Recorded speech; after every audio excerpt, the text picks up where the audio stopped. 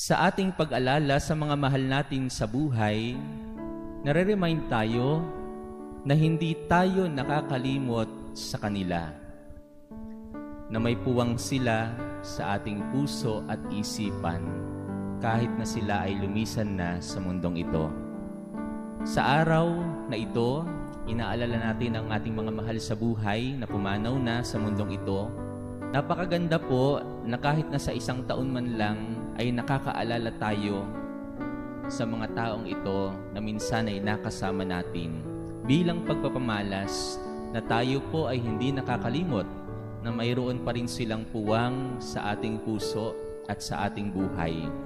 Pero alam niyo po, minsan hindi madali ang pag-alala sa mga mahal natin sa buhay na yumauna.